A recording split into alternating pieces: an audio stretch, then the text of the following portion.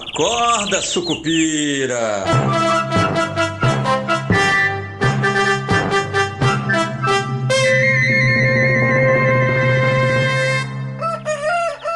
Bom dia, pessoal. Sejam todos bem-vindos, sejam todas bem-vindas. Este é o nosso Acorda Sucupira e eu sou o Rodrigo Oliveira, nesta sexta-feira 13. Para quem acredita, né? Melhor ficar protegido aí. Ontem. Bom, vamos para o nosso assunto aqui, né, brasileiros e brasileiras. Olha só, ontem as coisas degringolaram um pouco depois, ali perto do meio-dia.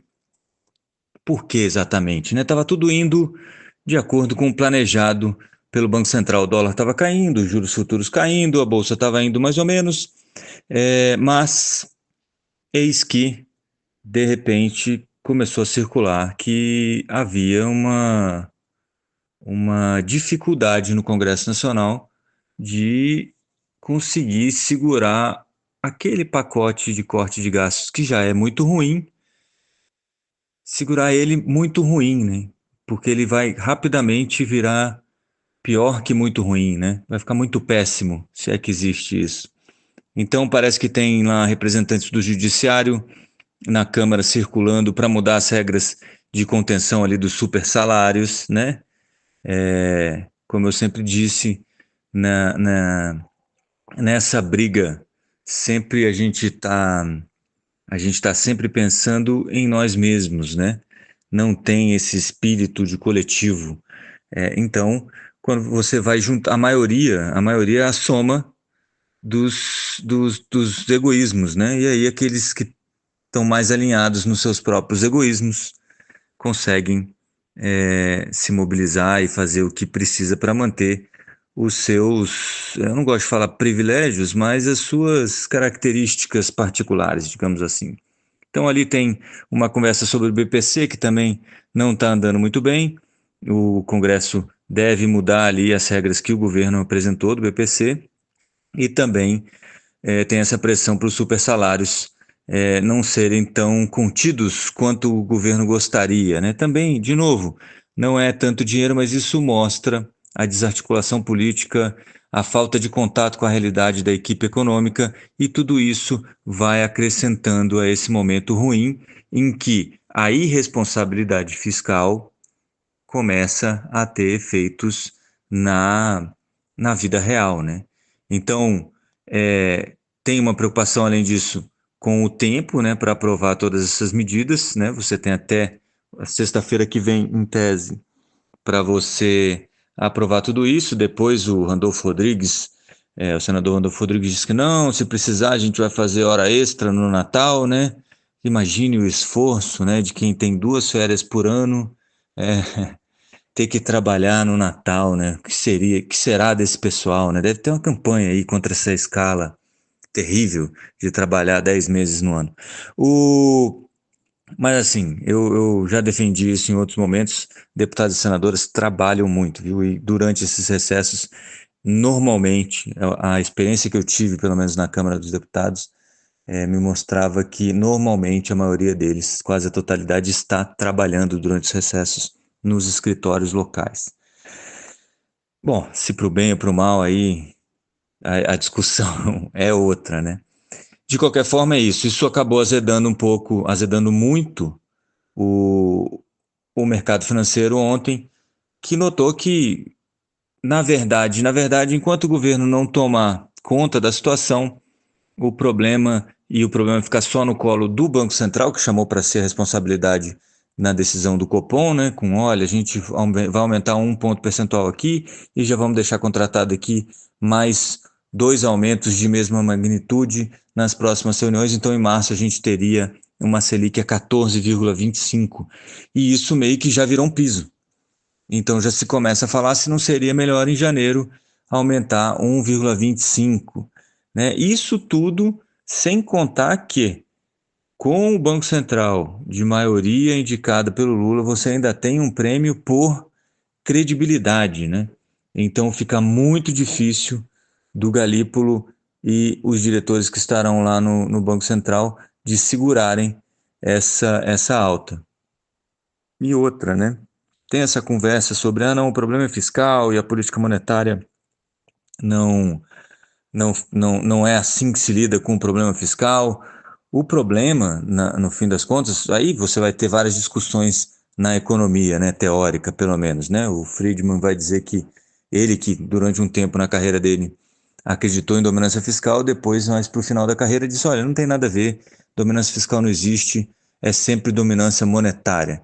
E você usa política monetária para controlar tudo, inclusive o fiscal. O problema é, como diz o Roberto Campos Neto, que você perde potência na política monetária. Então você precisa de mais de efeito. Para conseguir os mesmos efeitos, você precisa fazer mais. Isso significa juros mais altos para o mesmo resultado, tá? Então já se começa a falar em uma Selic terminal para 16, um pouquinho mais de 16% ano que vem. Aquela história de cortar juros já está indo para o beleléu. Afinal de contas, se você vai aumentar juros até março, né, você vai cortar juros ainda em 2025? Parece pouco viável, né? E aí as pessoas dizem, mas isso também, né? Qual o impacto disso na economia real? O pobre, né? O pobre precisa dessa ajuda do governo, não interessa a responsabilidade fiscal, então a gente precisa ajudar quem precisa ajudar, porque essa pessoa precisa de ajuda agora e não no futuro, né? Como diria Keynes, no longo prazo estaremos todos mortos, né? O problema é o seguinte, os efeitos disso já começam a ser sentidos agora. Por exemplo, o Banco do Brasil suspendeu o consignado pelos correspondentes bancários. Eu vou só explicar isso. Você pode conseguir ainda o consignado no Banco do Brasil, consignado para pensionistas, aposentados do INSS, beneficiários do INSS. Você ainda consegue acessar as linhas de crédito consignado, mas só pelo aplicativo ou pela internet, e não mais pelos correspondentes bancários. Por quê? Porque pelo correspondente bancário talvez tenha ali como é que se chama? Uma comissão, etc. e tal, que deixa isso um pouquinho mais caro, e o Banco do Brasil já acabou com isso. Os bancos privados, disse a boca pequena, que também já reduziram a oferta do crédito consignado. Por quê? Porque lá atrás, em maio, o CNPS, que é o Conselho Nacional de Previdência Social, decidiu que o teto, vocês lembram dessa conversa do teto? Porque o teto do consignado tem que ser mais baixo, não sei o quê. E toda vez que o governo faz isso, esse teto ele tem efeitos na economia. Quando ele realmente começa a ser utilizado, é isso que acontece. Você começa a diminuir a oferta do produto. Porque se o teto está abaixo do preço de equilíbrio, digamos assim, na economia, você não vai vender o produto porque aquele que vende o produto não tem ganho nenhum, então ele perde o incentivo para oferecer aquele produto. E veja só você, o Banco do Brasil já acusou o golpe e já suspendeu as linhas de crédito consignado por meio de correspondentes bancários para poder segurar. Lembrando que o teto do consignado hoje é de 1,68% ao mês. Ele foi estabelecido 1,66% ao mês, foi estabelecido lá quando a Selic estava em 10,5% ao ano. Hoje, a Selic está em 12,25%, com promessa de chegar a 14,25% no ano que vem, já até março, talvez até antes, né? Seria improvável, né? Se aumentar 2 pontos percentuais em janeiro, ainda mais com a configuração do Banco Central do ano que vem. Mas se você admitir que os 2 pontos devem entrar a partir de março, você teria uma Selic então a 14,25 no ano que vem. E a última vez que a Selic estava neste nível, de acordo com o Banco Central, a média dos juros no crédito consignado era de 2,23% ao mês.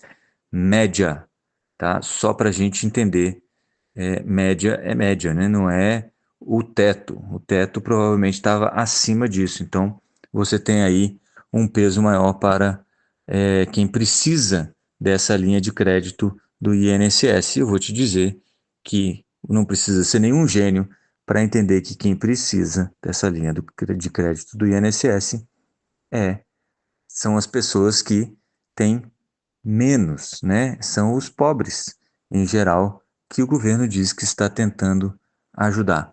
E aí eu resolvi falar sobre isso aqui, embora o efeito ainda seja muito pequenininho, você suspender só nos correspondentes bancários, mas já tem, né? A boca pequena já se diz que os bancos privados já reduziram bastante a oferta do crédito consignado, para mostrar para vocês, então, que no fim das contas, isso tudo, essa discussão não é sobre o sexo dos anjos, né? Isso é uma discussão que tem impacto na vida real. E toda essa pataquada que está acontecendo com a dificuldade de cortar gasto, com essa conversa do que é gasto, do que é investimento, e as contas não fechando, não batendo uma hora, chega na economia real. Tá? Ainda não chegou, mas vai chegar. E aí é importante que a gente lembre o que causou, porque quando chegar a gente vai achar que é o que está acontecendo que causou aquilo tudo. E não é. São efeitos de decisões que tomamos lá atrás. Beleza? Não esqueçam, hoje tem o Esquina Sucupira. Vou falar um pouquinho sobre previsões para 2025 e como preparar a sua carteira para o ano que vem. Beleza? Um abraço a todos, bons negócios nesta sexta-feira. Segura, calma, como diria o sábio, isso também vai passar. Avante, Sucupira! Acorda, Sucupira!